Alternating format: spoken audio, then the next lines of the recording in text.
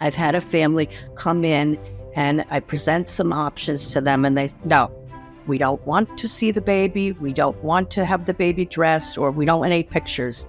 And then I've had them call 6 months later, we don't have anything. Is there anything you can find? So it's so important to kind of explain why it's important to do those things now, because that's all we have is now.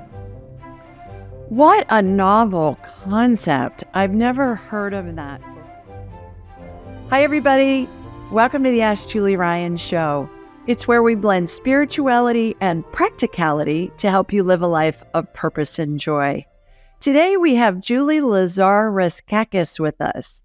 Julie's a death doula, perinatal bereavement specialist, and grief counselor who helps families through pregnancy and infant loss. Most of us know someone, perhaps even ourselves, who's experienced a miscarriage or other pregnancy-related trauma. So I'm eager to learn how we can assist those families with their grief. Please remember to subscribe, leave a comment, and share this episode with your family and friends. Now let's go chat with Julie. Julie, welcome to the show. I'm so excited to have you. It's Julie Squared today. Thank you so much. I am so honored to be here. I was so flattered when you asked me. So thank you. You bet. We met when we were promoting our mutual friend Irene Weinberg's book, Good to the Last Drop. We both wrote chapters in there, and we'll put the link in our show notes. But I was so taken by you and what you do to help people that I thought, oh, I need to have her on the show. So thank you for making the time for us. Yes. And just back at you, we have so many amazing authors in this book, but I was really taken with your story as well, and how you just have this whole other part of your life that's come around at it. And it's just seems so polar opposite from the way you started. So it's really quite amazing what you have done as well. So yeah, thank you. Thanks so much. You're a death doula. That's a new term to a lot of people. Please explain and fill us in on what does that mean? What do you do as a death doula? Yeah. Okay. Well, the term is either death doula or end-of-life doula. I personally like the term end of life. I like to think about living until we die. But, it is synonymous with the term death doula, and you will hear that used as well. So I had always had an interest and a fear, honestly, about end of life, death and dying. I lost my mother when I was quite young. I was 3 years old, in fact. So living with my surviving parent, death was always sort of at the forefront, if you will, of my brain, because I was always terrified that he was going to die, and then what would happen to us. So, I guess I always had a sort of a curiosity and a fear, and, which kind of remained, sort of in me all throughout my life. And I did a lot of my work as an audiologist in my first career, working in nursing homes. So certainly I would have some patients I got very attached to, and then they were gone. But I went on to some more years of working as an audiologist. And finally, when it was time to retire, just completely coincidentally, I'm not sure, is it really a coincidence or was it just kind of put in my path for a reason? But I saw an ad somewhere for an end-of-life doula training certificate program at my local hospital. So I thought, great, I'm going to sign up. And I did. And that was about 8 years ago. I went through the training and I became certified with the End-of-Life Doula Association, which is really our not governing body, because there is no governing body per se, because we're not licensed in any way. But so I became a certified end-of-life doula, and I began volunteering in a hospice, which I still do. all these years later, and I love it. What is an end-of-life doula, and what do we do? Here's what we don't do. We are not medical professionals in any way. So we are there to support the patient and their family through the end of life, and whatever that sort of means to a family individually. Some families need emotional support, practical support. Like I'll go into the hospice and the family's been there day and night, and they simply need to go out and take a shower, go out and have a meal. So we will be there with their loved one. So we're there. We do legacy work when we can get a person who comes into the hospice early enough, which is always a problem, because even though hospice has been around for so many years, there's still a huge sort of misunderstanding about what hospice care is. And people feel like coming into a hospice is almost going to hasten their dying. What's legacy work? Legacy work is where we want to help the family find a way to honor their loved one. It doesn't have, some legacy is, somebody starts a scholarship in their loved one's name. Some legacy work is huge and very impactful, but legacy work doesn't have to be that. And it's wonderful if it is. But legacy work is any way that we can help a family to remember their loved one moving forward. We've had patients where we will write letters to their, say, grandchildren that will be read at their wedding, at the birth of their first child. So that's really, really special when a person is brave enough to know that the end is coming and to want to give that wonderful gift to their future generations. That's really lovely. But again, it doesn't, and there are some ways to do legacy work online. There are different websites that will help you by sending you prompts. If you're not comfortable work with a person right in front of you, you can kind of do it on your own if you're well enough and able. And it will send you prompts about answering questions. And then at the end, they can compile it and present it to the family when you die, or even before you die, really. So, that's what legacy work is about. It's just a way to honor the family and, remember them. You're an earth angel, and I've been talking to you for 5 minutes. Good heavens. Wow. Okay, couple of questions. First of all, what led you... And I live in the deep South, so down here they'd say, now, darling, you were led to go to that hospice department to check it out. What was there something that led you to go check out the hospice area of your nursing home where you were working, or you just kind of found yourself there? I did. I just kind of, there was something in me when we were on Irene's podcast together, I think I mentioned it was equal amounts of fear and curiosity. So it could have gone either way. I could have run off of that unit terrified and saying, this is definitely not something I feel like I ever want to do. Or it could have just kind of increased that curiosity and made it grow. And that's what actually ended up happening. I just don't know why that. And it's funny because, I've been in in healthcare my whole career, and I've worked in different places and hospitals. I've done some acute care hospital work as well. And I was always terrified of the hospice unit. And I thought to myself, I don't know how anyone could work there. How do these nurses, how can they come home at night and not just be under a rock, crying all the time and so sad and so depressed? I didn't understand. Maybe it was the wisdom of age, I don't know, that made me, led me to some sort of like acceptance that, well, this is going to happen to us all someday. Let's find a way to make it the very best experience that we can, and maybe I can be a small little part of that. So I think it's just something that started small and just kind of grew within me. Yeah. Well, and that's how it works when we're being led. We get an idea and then we act on it, and then we're led to the next step and the next step. I find it fascinating, and I work with a lot of families, as you know, at the end of one of their loved ones' lives usually, and help them navigate that from a spiritual perspective.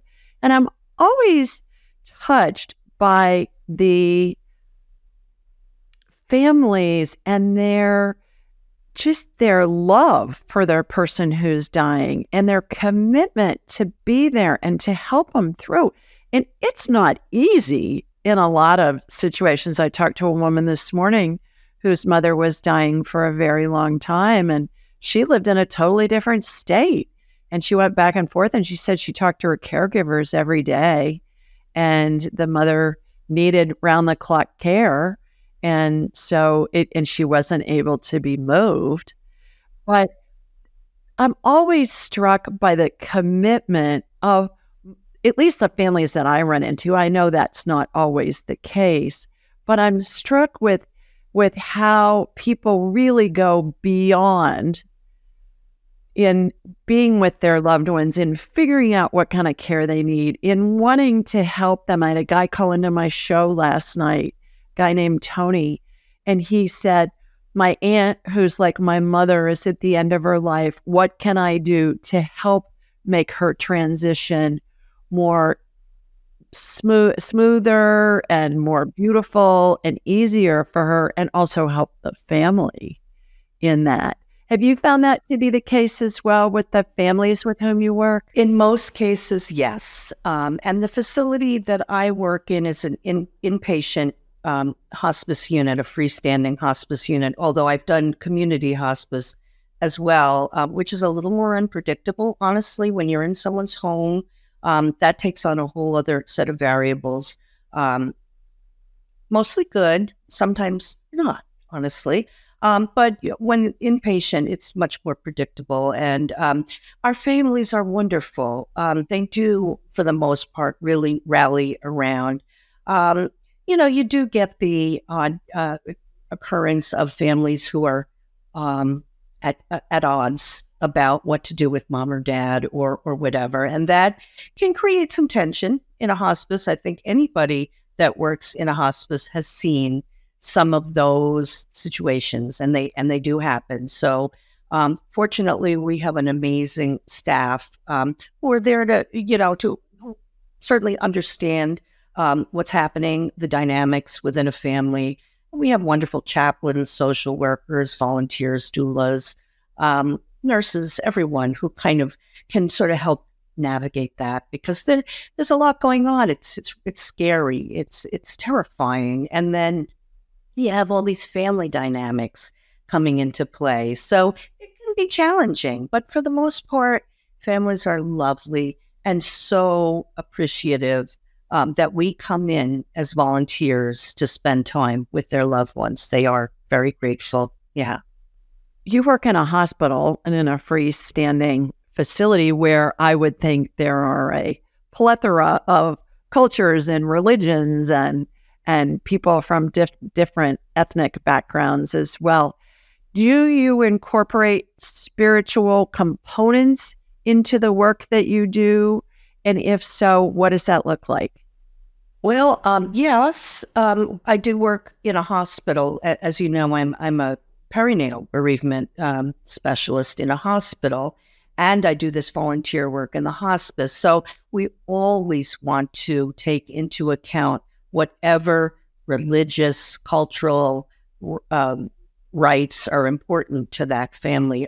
On the same token, we never want to assume, because they identify on their incoming paperwork as a certain religion or whatever, that they're going to want certain things. So in all areas of bereavement, choices are very, very personal.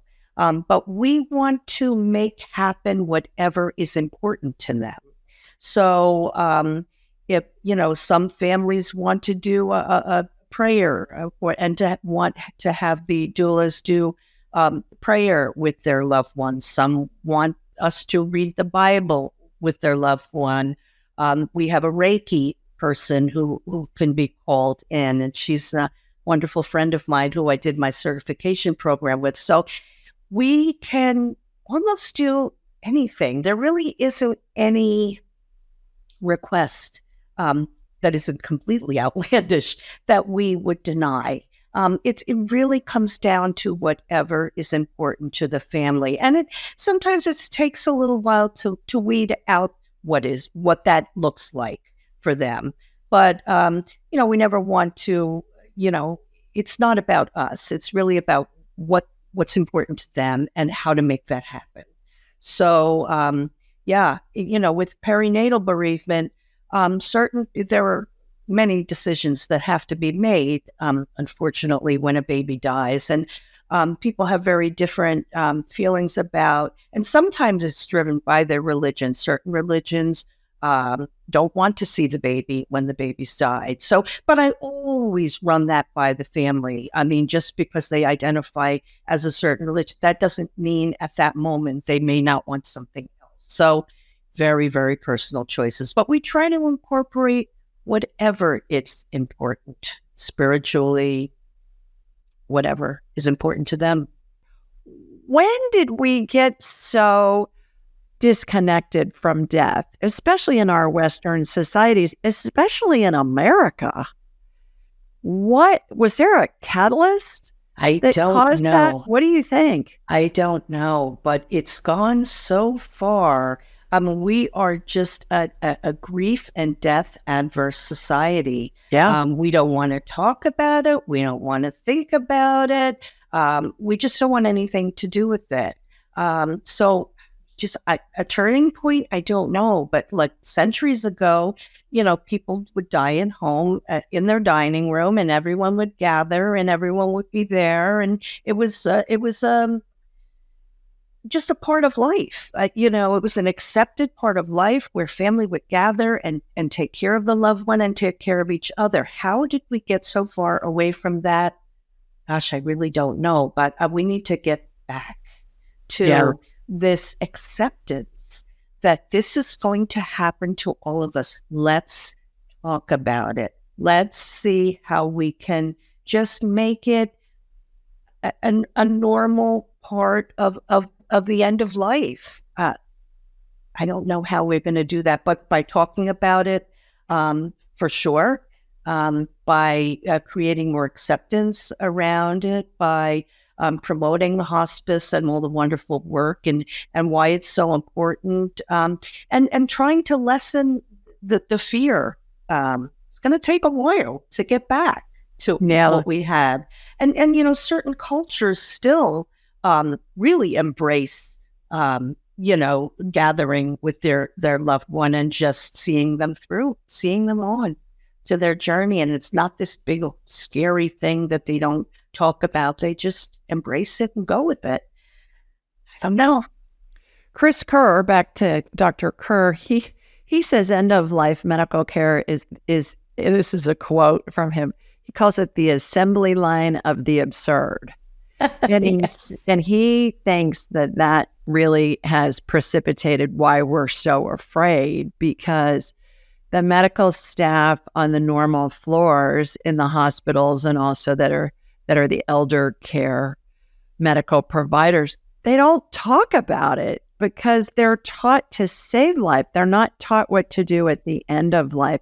And I think that certainly is what's contributed to a lot of it, especially here in America, because when somebody's old and they're not feeling well, we automatically think, oh, we need to take them to the emergency room or we need to take them to the doctor. And then they get admitted instead of you've got somebody who's very elderly and has all of these medical conditions and they're just trying to go on and go to heaven. And we're going through all of these Herculean efforts with that. I think the challenge with that, one last thought before I lose it, the challenge with that is, how do you know when to do that, when to take them to the hospital and when to just let them, ride that train that's going to be their ticket to heaven? I think part of that is by talking about it way before it's happening. And there is a thing called the Conversation Project. I don't know if you're familiar with that, and I wish I could give you some more concrete information about who started that. I don't know if it was a group of doctors, but the Conversation Project is all about having I think it started with the medical professionals sit down with their patients long before they're actively dying and talk about it. Have the conversation about how it's going to look, what they want, what they don't want, and just normalizing that it's going to happen. Let's talk about it and let's figure out how we can make this the very best, if you will, situation for you. So we get a really clear understanding of what you want. So that's a really good way for our medical professionals to have that conversation. And it's a document. You can download it. You can do it with your loved one at home. And you can have that conversation. And this will sort of help you just not having to figure out on your own. It's actually kind of all been figured out for you, but you have to be really brave. And the person has to be willing. And that's hard. That's really hard. Like my mother-in-law is 92 and she's doing remarkably well, but she's 92. And I often say to my husband, should we have a conversation about what this is going to look like, what she wants at the end, and we haven't been able to do it yet. So it's not an easy thing to do. It really isn't. And it's hard for the person to be able to really be vulnerable and brave and be able to say, okay, let's talk about it. It's not an easy thing to do, but it really is important. I find that people, as they age, when they get to a certain point and they know, okay, this is inevitable, that they're reluctant to talk to their children and grandchildren because they don't want to upset them. Right. So I think it's something else that's along those lines is my parish priest, Father John Fallon, whom I love. He's my favorite priest in the whole world, my whole life. He, from the pulpit one day, said, people are just so afraid to die because they don't know if they're going to fly or they're going to fry. I told him after Mass, I said, man, I'm stealing that line and I'm going to be using it. Yeah. And he laughs about that. So that is a really, really good point. Sometimes the person who is dying needs to give permission to their family to have the conversation instead of it happening the other way around. And that can free them up then. Like, okay, I'm okay with talking about it. It's not going to upset me. It's actually going to maybe even comfort me that we can talk about this together. Right. So that's a very good point. That, yeah, for sure. That's the other side of that coin. Well, and the people that are afraid to die because of their religious beliefs or cultural beliefs, I do this exercise and everybody that takes my class learns how to do it. We call it the walk to heaven. And it's a dress rehearsal of what's going to happen. And every time, Julie, I'm telling you, this has been done thousands and thousands of times. Every time the person is comforted by that. And in most instances, they'll go quickly thereafter. And it's a matter of them being afraid. The other thing that I hear a lot, I'm sure you may as well, is that when I'm talking to the person who's dying telepathically, I always ask 3 questions. Are you ready to go? Are you in pain? What do you need? And many, many times the person who's dying will say, I need them to let me go. I need to hear that it's okay for me to go. And I'm sure you've run into that. All the time.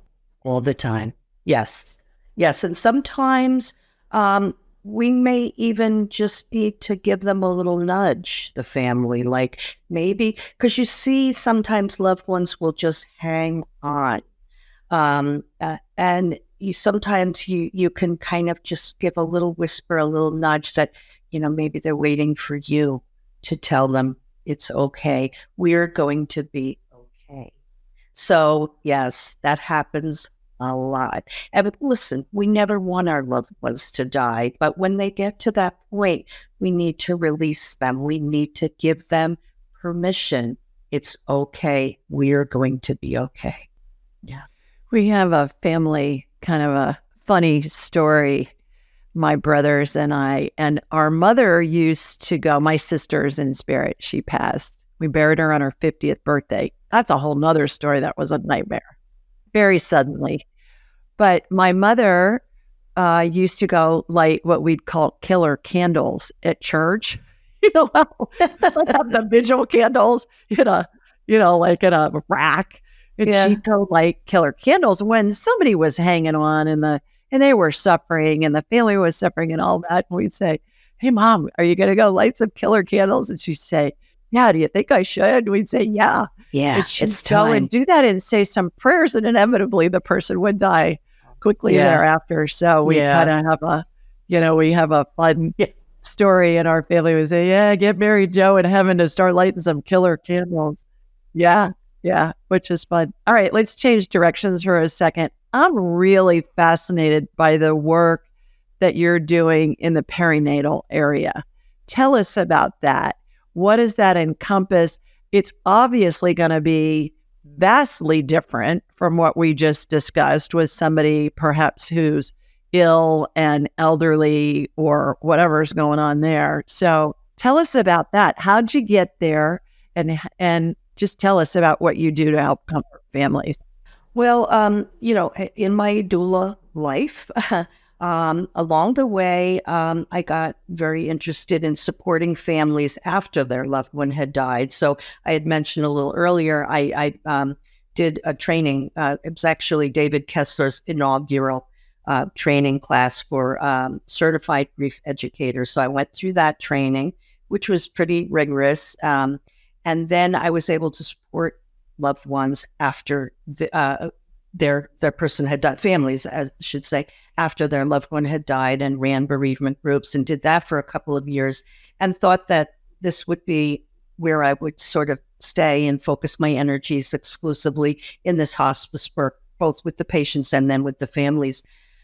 Somehow along the way, and I should backtrack to say that I had I had a miscarriage that affected me greatly. Many, many years ago. I have two wonderful adult children and two daughter-in-laws now, but 38 years ago, I had a late miscarriage, and I was really devastated by it. I never felt like I got the support that I needed at the time, and I felt like it was really dismissed. And that really affected me. And still affects me to this very day. So I think that was always sort of buried within me. And I don't think I ever went through the process of grieving that loss. One day, just in my car driving, listening to Irene's podcast, Irene Weinberg, our dear friend's Grief and Rebirth podcast, she had a guest on that day by the name of Sherokee Ilse. And Sherokee is really the pioneer in this field of perinatal bereavement, recognizing very early on that we were not getting the support that we needed. In fact, she wrote her first book, which we still use in the hospital today, called Empty Arms, from her hospital bed after her third loss. We were just not getting what we needed. Families weren't, moms weren't, partners, dads. Perinatal bereavement wasn't just even on the map. It was kind of like, all right, all the platitudes that you never want to hear. At least it was early and you weren't that attached. At least, you can get pregnant. At least, anything that begins with at least was never helpful. So I listened to this podcast with Sherokee, and at the end of the as I tell Irene this all the time, it was as if Sherokee was sitting in the car next to me. It was like a lightning bolt. And I thought, this is it. This is what I need to do. At the end of the podcast, she gave out her cell phone number, and I reached out to her. We spoke at length, and I decided, yes, this is what I need to do. So I went on to a very rigorous training program with Sherokee that was about 7 months online. And then I spent some time with her out in Pittsburgh doing some more training. And she's become a friend and a great mentor. So I went through the process and I became certified. In fact, I'm the only person certified with Sherokee in the state of New Jersey. So once I finished that training and got that certification, I thought, now what? Now what am I going to do with this? Where am I going to go with this? My idea was to find a program that already existed where I could kind of just slot in and become part of this bereavement team. Well, I looked and I looked and I couldn't find it. I reached out to hospitals and no one had this program that I was looking for. So there was a hospital where I had done my end-of-life doula training in my town. And I said, let me try going there. And I did. And I met with the director of the labor and delivery unit. And she right away saw how important this was to bring the service into the hospital. So they actually hired me. And I started about 2.5 years ago from really ground zero. Years before, probably in the 90s, they did have a pretty good bereavement program at this hospital, but it was really one woman doing all the work, and she retired, and that was the end of the bereavement program, at least what it was back then. Babies don't stop dying, but there was no program to address their needs. So, it became sort of incumbent upon the social worker to take on that additional work. And this is a social worker who was responsible for all of the patients on the labor and delivery unit and the pediatrics department. So she didn't really have time to create and grow the kind of bereavement program that these families need and deserve. So I walked into an empty office and I got to work. I started reviewing a lot of literature and determining what we could give to our families. Because remember, patients, they're only in the hospital for a very short period of time. So we want to make sure when they leave, they're equipped with some great resources so that they can go on and get the ongoing care and form that grief community that they're going to need in the years to come, maybe forever. So I started gathering resources. Then I started looking at, when we have these deaths, how are we going to approach this? What are we going to do? There are lots of things that should be happening here. Families are going to have to make a lot of hard choices.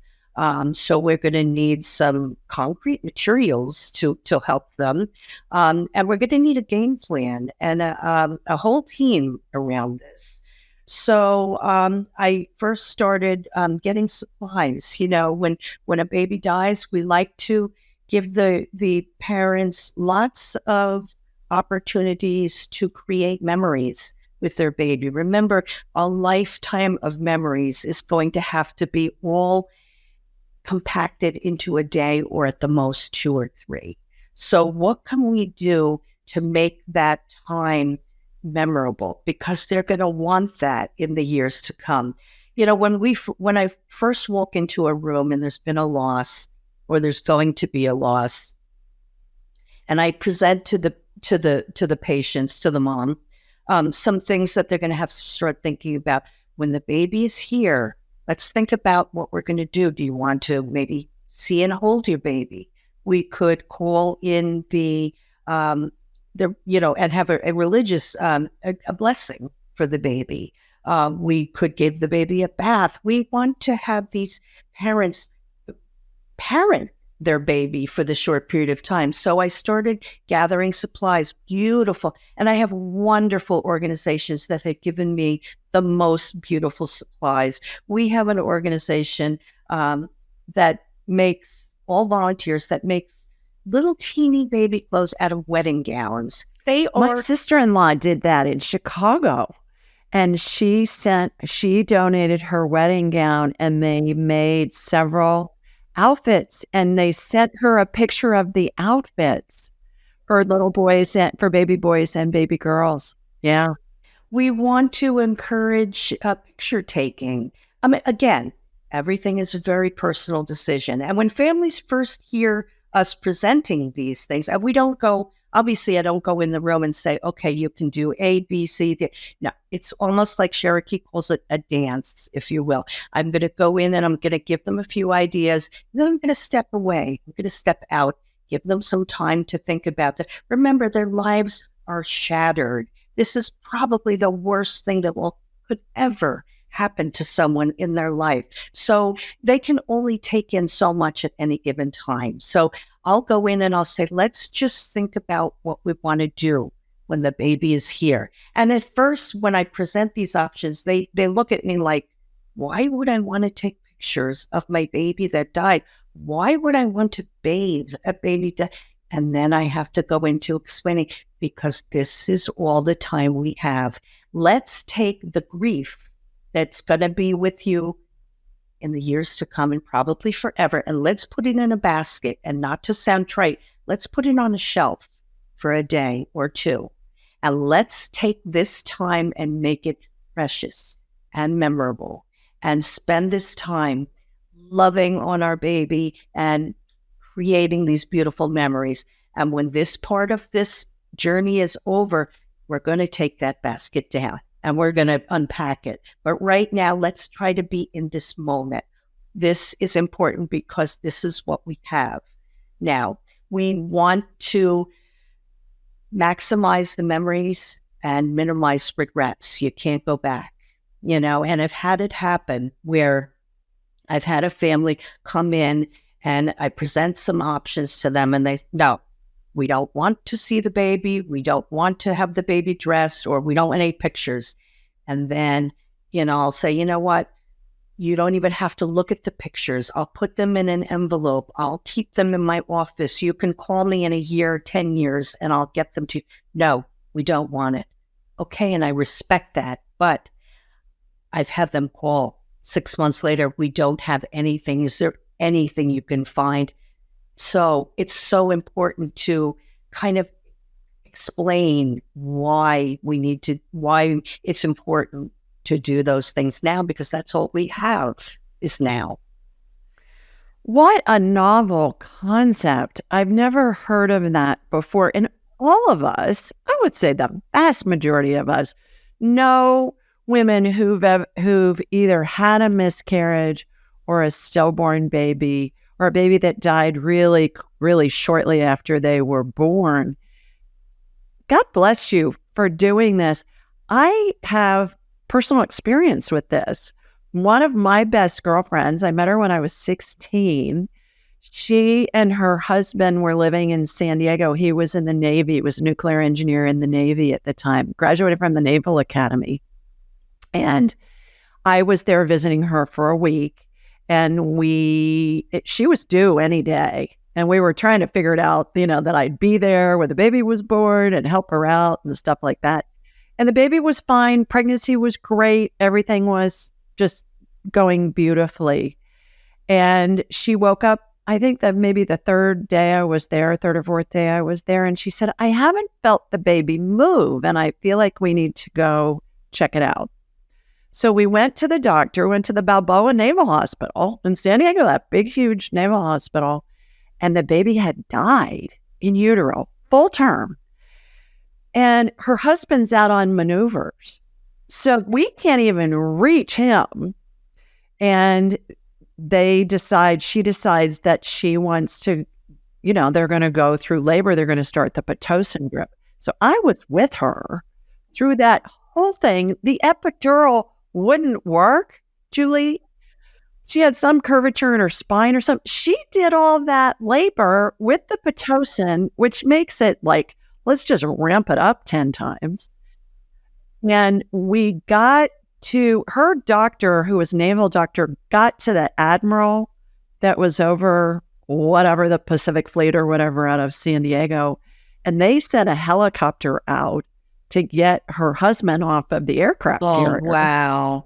Oh, my Brought goodness. him back. He got there just in time for her to deliver.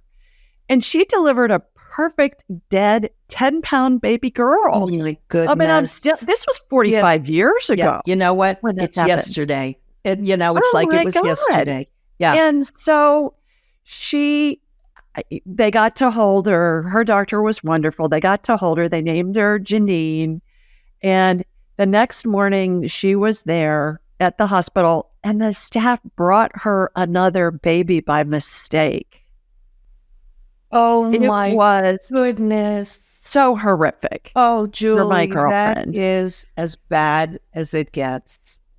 That's why we have these certain things that we do. And one of the very first things we do is we put a certain card on the door so everybody knows this is a bereaved family. Because there are so many people in and out of the patient's room, whether it's delivering food, cleaning, whatever. Everybody needs to know what this little teardrop leaf means and be respectful of that, because that should never happen. Oh, my it was God. so traumatic for her. And I got there, her husband again is out on maneuvers. And I got there about 20 minutes later and she was just, you can imagine, so distraught. Ugh. And so I stayed long enough to, help. What I was doing. I was 25 years old. What did I know? I didn't know. I hadn't gotten into woo-woo yet. I didn't know any of this. So I was just going with, I'd never lost anybody close to me in my life. And so we went through all of this. Fast forward, she was not ready to talk about this until 10 years ago. So 35 years after this happened, and she went on to have twins. She has 4 other kids, but this was her first one. And all these years ago, and we were driving someplace, because we've always lived on opposite sides of the country. We were driving someplace, just she and I, and she said, okay, I'm ready to talk about it. And I said, what are you ready to talk about? We were talking about the weather or something. Wow. And she said, I'm ready to talk about baby Janine. She had no memory of anything that had happened. She didn't remember the labor. She didn't remember the birth. She didn't remember when they brought that baby in. So, I'm getting choked up just telling you about it. And so we went through the whole thing again. And she had you right there with her as a witness, as a her husband wasn't there. He was on maneuvers.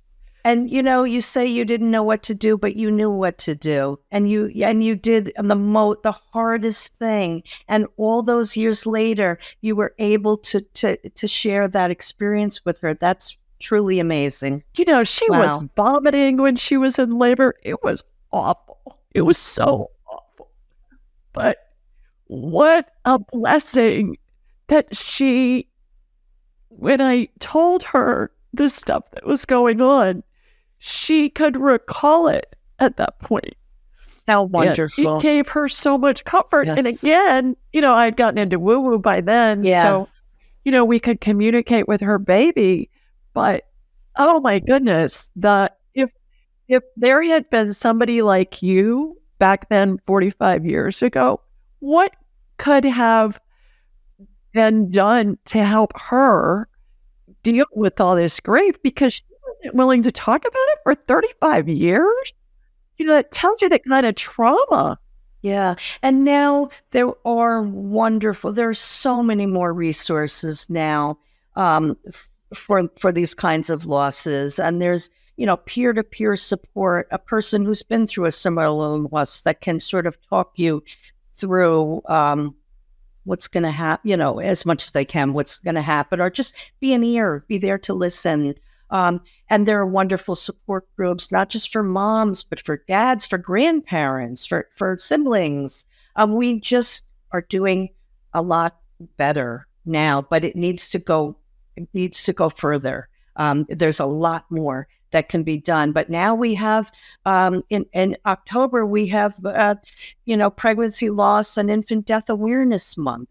That, it is it's a sad day, but it's a celebration day of all those babies that died and are honored on that day or throughout that month. So we have more recognition. We have more ability to help families create this community around their grief. And there's nothing like being with other people who have been there, and have that kind of support, whether it's loss of a baby or whatever kind of trauma you've experienced. When you can, form that kind of a bond with other people who have been there, that's a wonderful thing. So we have a lot more of that, which is great. Yeah. But and some hospitals are doing an amazing job. Not all of them are, and I haven't heard of it before I met you. It's shocking, Julie, that I still hear. I have a few moms who are coming into my current hospital who have had losses before at other hospitals. So this is what we call their rainbow baby, which is a term that's used for a baby after the loss. And I hear some stories of things that just happened a year ago or 2 years ago where they never got this kind of support at this other hospital or wherever they were. And it's just shocking to me in this day and age that this is not just everywhere. It's just... Yeah. And the families don't know what to do. With my girlfriend, and of course I knew her family because we've been friends in high school, and they lived in Florida, and I was on the phone with her mother and her older sister, and they said, "Do you think we need to come out?" And I was like, "Seriously? Yes, get on the next plane. I'm only here for another couple of days. They absolutely need you to come out. She absolutely needs you." And I there wasn't any lack of love there. It was they didn't know what to do. And so the fact that you're educating the families, yes, too. And here I am, 25 years old, going, yeah, duh. I know. Well, and I think the education piece is huge. And I do a lot of educating within the hospital, and not just on the labor and delivery unit, because they have had some degree of education, probably not as much as I would like, but they have had some bereavement education. But you have to remember, not everyone comes in through labor and delivery. So in the emergency department, you may have women coming in who are miscarrying. So I created a whole miscarriage program for our emergency department, because what was happening was women and their families are coming in either miscarrying or being sent home to have an impending miscarriage with really nothing, no resources. So I've created miscarriage kits so that they have everything that they need and resources when they go home. Women come in on the same-day surgery unit for a D&C. Now the loss has already occurred. Now they're coming in for surgery. They also need special bereavement care. So I created a program on our same-day surgery unit where we do memory boxes. Obviously, these are earlier term losses, so we don't have all the tangible things, but perhaps they had a sonogram. They can put that in the box. Perhaps they get cards or sympathy cards. They can put that in the box. Whatever. We just want to create a tangible remembrance for them, and they want to feel acknowledged. They want their babies, because remember, gestational age does not dictate the amount of pain. I could take 100 women and put them in a room. Some have had earlier losses, some have had later losses, and I'm not saying that's the same thing, but all of them are going to be sad. All of them are going to be crying, because a loss is a loss. And these babies, we're already, in most cases, envisioning our future with these babies. They could be the size of a grape. They could be the size of a grapefruit. It doesn't matter. We're already thinking about sending them off to kindergarten, walking them down the aisle. We are so far ahead that this is a loss of a future. These are shattered dreams. So all losses need to be acknowledged, recognized, and supported.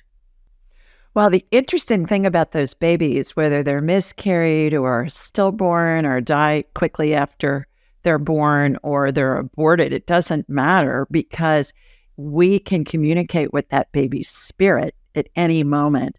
And I do that a lot with moms who've done that. And we talk to those babies' spirits, and all spirits are pure love. So it's a really heartwarming, wonderful experience for that mom.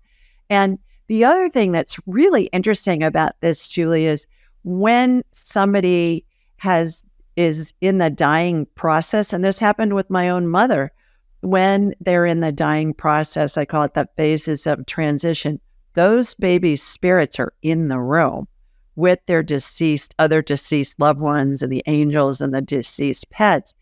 And when my mother was dying, I said to my dad, I said, Mima, my grandmother, who, before we got started, you guys, I'm wearing my Mima's necklace today. And her name was Julia. I love that. And so we got Julie, and Julia. And this necklace is probably, easily 60 plus years old. And I was telling Julie before we started, I said, it smells like her. She used to wear Giorgio perfume, and it smells like Giorgio. So I feel like my Mima is here with us in this conversation. But when she was dying, her spirit was in the room and she was holding an infant's spirit.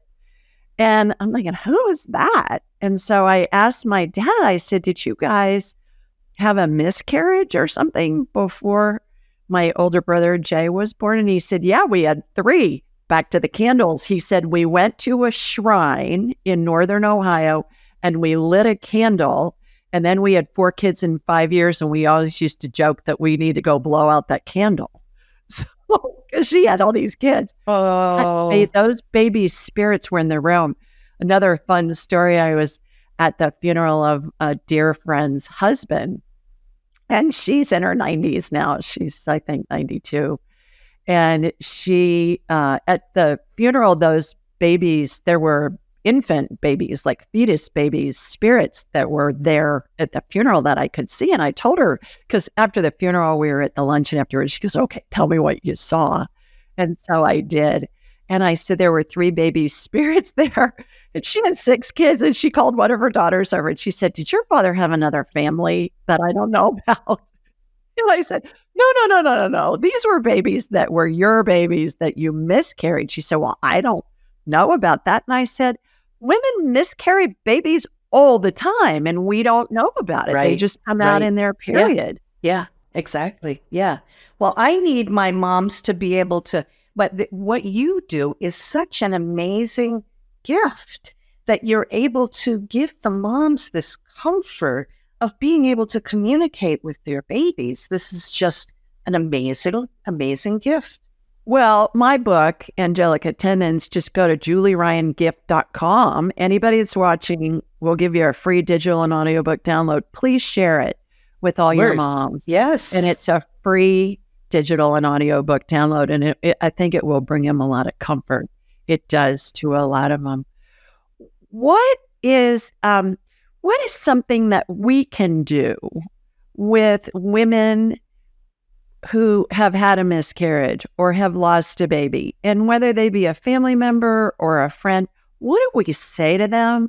What can we do to help comfort them? My book is given as a kind of like a funeral gift to a lot of families and also to families who lost a loved one. But in particular, what can we say when it comes to the perinatal Okay. Great question. part of the equation? Great question. And I even give out information, booklets, what to say, what not to say, what family and friends, because this is scary and this is sad and people just don't know what to do. They don't know what to say. They're so afraid of saying the wrong thing. Oftentimes they'll say nothing at all, which can seem quite dismissive. So you can never go wrong with, I am so very sorry. Okay, as something to say.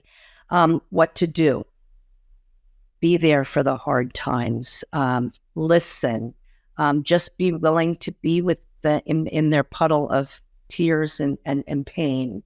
And then, of course, there are more practical things. If they have other children, perhaps you can step in by helping out, getting the kids to where they need to be, or meal train. That's another great thing for families that can be done. I think even online, you can establish a meal train so that the family doesn't have to think about things like how they're going to get dinner. They can't think about how they're going to put one foot in front of the other, never mind getting to the grocery store and making dinner. So simple, practical things. And you can even take it a step further with a meal train where you don't even want to ring the bell because you don't want to disturb them. You can just suggest that they leave a cooler outside, and you can just leave your meal there and text them your meal is there. So, those practical things, but more importantly, acknowledge, I am so sorry. What's your baby's name? Would it be okay if I used your baby's name? And then remembering them on special occasions moving forward. And it's interesting, people often think that they don't want to bring up the baby that died because we don't want them to get upset. Or they may not be like thinking about that now. And if we say something, we're going to bring them back. And trust me, they're always thinking about their baby that died. So always acknowledging, perhaps even on Mother's Day, or on what would have been the baby's first birthday, or acknowledging just a card or flowers or anything. Any kind of acknowledgement is really, really wonderful. And that's the biggest piece, I think. Just moms want to, and families, not just moms, but moms, dads, families, they want to hear their child's name. So you can even say something simple like, I was thinking about your daughter, Savannah, the other day and remembering how precious she was, just a simple statement. That's it, because you don't get to say the name. So they want to hear the name. So that's important. So yeah, just kind of being there and just riding through the rough times with them, and listening. Lots of just being quiet and listening and just letting them. Don't try to fix them. Don't try to take their pain away, because if it were that easy, believe me, we would have figured out a way. But unfortunately, in grief, and this, you have to go through. You have to get through the tough times to be able to not get over it. We never get over it. And it's funny, even in perinatal bereavement and in bereavement in the hospice, people will always want to think like, how long is this going to last? This bereavement, how long is this grief going to last? And we often say to them, and David Kessler sort of taught me this, well, how long are you going to love them? You're going to love them forever. You're going to grieve them forever. But it's not always going to feel like this. It's not always going to be with this pain and these tears. The ultimate goal is to remember them, but be able to smile or be able to laugh at a memory. But you have to get all through all that tough stuff before you can get there. Well, and that's easier said than done with a Absolutely. fetus. Yes. It's because you don't have those memories. You have the memories that you said, like the memories of imagination of what you wanted, what you envision doing with your child. So my goodness, what a blessing you are. And to have focused on this niche. The other thing that I love is that in recent years, I'm starting to hear people talk about it's so-and-so's heavenly birthday instead of we're remembering this person on the day that they died. They're calling it their heavenly birthday, which gives it a whole different meaning. And it lets them know that, this baby, this deceased grandmother, whomever, is around you in spirit, and you can communicate with them anytime you want. And they're always around you. It's a wonderful message. Yes. Yeah. Comforting. Yeah, absolutely. Yeah. Okay. Let's see what else. Couple of other questions before I let you go.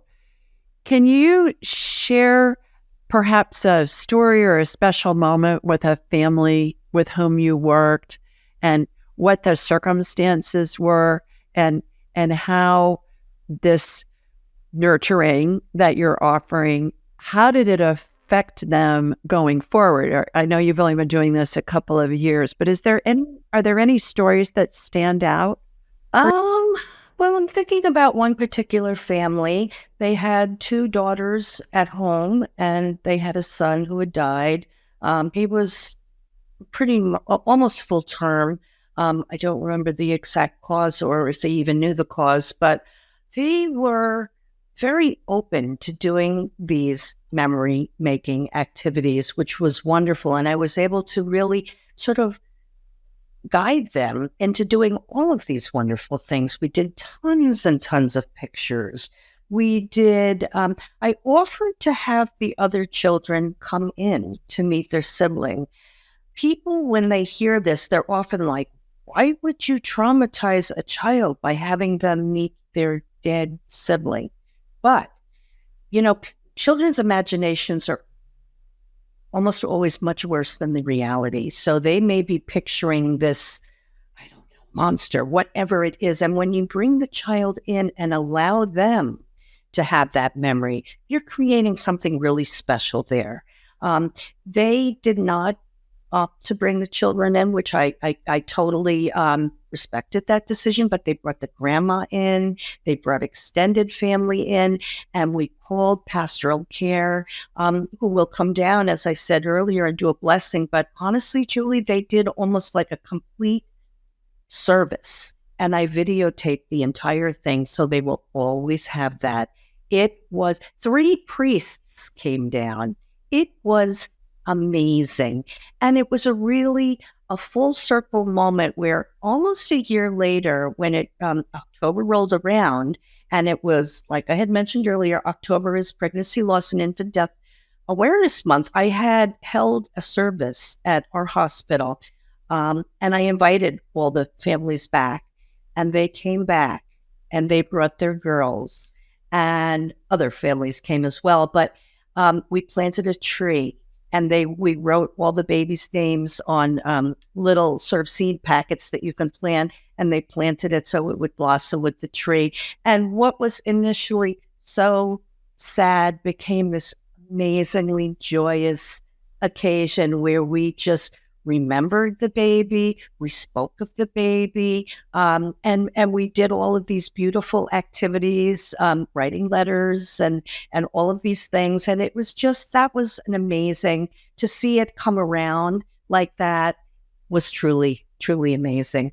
Yeah. So that's probably my favorite experience that I've had, being able to see their joy again a year later. Sadness as well. Tears, but joy. That was lovely. I love that you suggest bringing the siblings in, because little children get this spirit thing, and there's a really good chance, I have thousands of examples that I could share with you and with everybody that's watching and listening, of little children seeing the spirits of deceased loved ones. So I promise you, those baby spirits come visit their siblings, and those siblings haven't been told yet, oh, honey, that's just your imagination. That's not real. That's number one. Number two, I think it's such a great idea for those siblings, because mommy is coming home and daddy too, but mommy's really sad.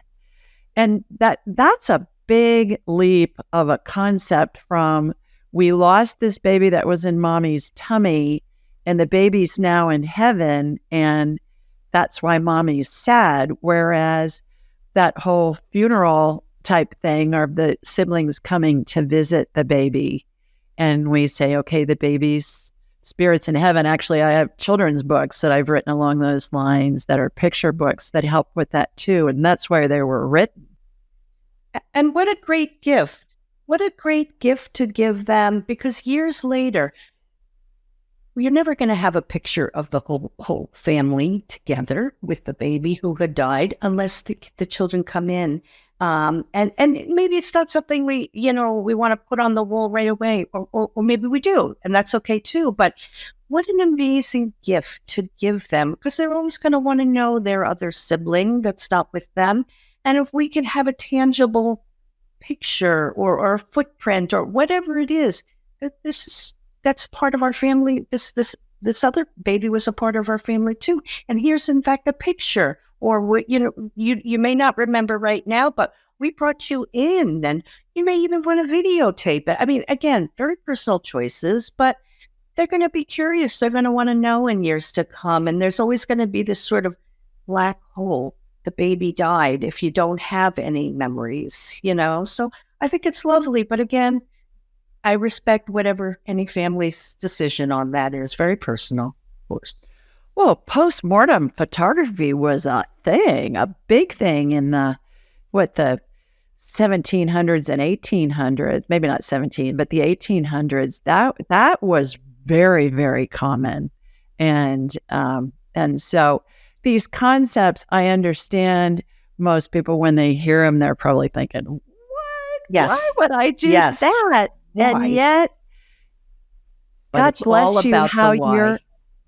and you're looking forward for them when they don't have the capacity to do that. Oh my goodness. You know, along Wow. those lines, I've never had a family say, I wish I didn't do that. I've only ever had a family say, I wish I had done more. Along those lines, we had a gal on the show who was talking about how we can help our loved ones who are grieving, whether they be family or friends.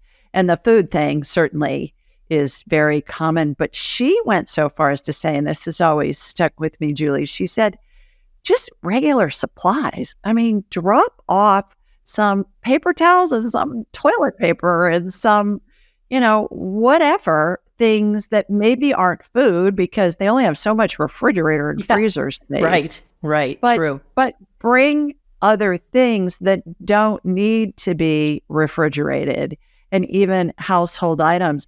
And I thought, she said, you don't have to even see them. If they don't want to see them, you can leave them on the front porch. Just send them a text. Hey, I left you a care package on the front porch and it's got all these things in it. Laundry detergent, dishwasher soap. I mean, whatever. Because they a lot of times don't feel like going to the grocery store because they don't feel up to running into somebody Exactly. that may be in the grocery store at the same time because they don't want to talk about it yet. They're not ready for that yet. Yeah. For sure. Yeah. Interesting. All right. Last question. I could talk to you for hours, but last question. Why do we incarnate? To be here, to embrace, to love, to live this wonderful life, to create beautiful families, to make things better, to take care of each other, to embrace the wonders and the nature of the world, just to appreciate, to be kind. That's why I'm here, I think, just to embrace everything and to live my life with gratitude. And I do. I really do. I haven't always been, and I think part of that comes with age and experiences that you go through when you get to be 66 years old. Health struggles and deaths and griefs and all of the sad and unfortunate things that come along in a life, but to be able to still embrace life with gratitude and to be glad to be here and to try to make things better for others. That's it, I think, for me. Beautifully said. Thank you. Well, I, for one, am really grateful that you incarnated. Thank you. Oh, and that Julie, you were born. I am so lucky to be able to have found I said I was an audiologist and I loved that work, but I was passionate about my patients, but this new passion within me to do this work, I could never have imagined it. So I'm the lucky one to be able to work with these amazing families and to help them in this darkest days to be able to make things just a tiny bit brighter. I'm the lucky one, indeed. Yeah, you're extraordinary. How can people learn more about you and your work? Well, if you wanted, I have a chapter in Irene's book, and you had held up the book earlier, so that they can kind of learn. Good to the last drop, Irene Weinberg, and we'll put the link in the show notes. But if you're interested in learning more about the program specifically that I've created at my hospital, which is Holy Name Hospital in Teaneck, New Jersey, you could reach out to me at Lazar-Reskakis at holyname.org.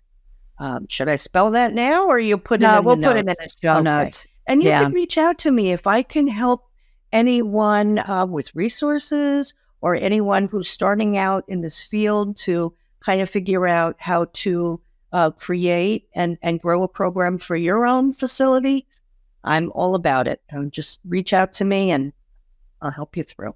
Yeah, because not everybody has to rediscover the wheel. I mean, it's hard to start from nothing and to grow a program. So I can certainly step in and kind of guide anyone who wants to do this kind of work. Yeah, wonderful.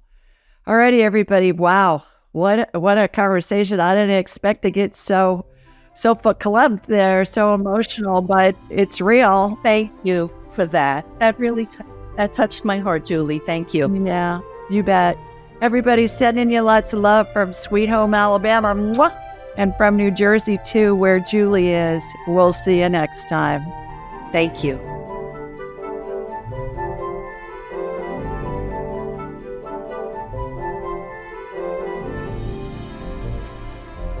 To enhance your spiritual journey, click on one of the videos below and remember to subscribe, leave a comment, and share with your family and friends.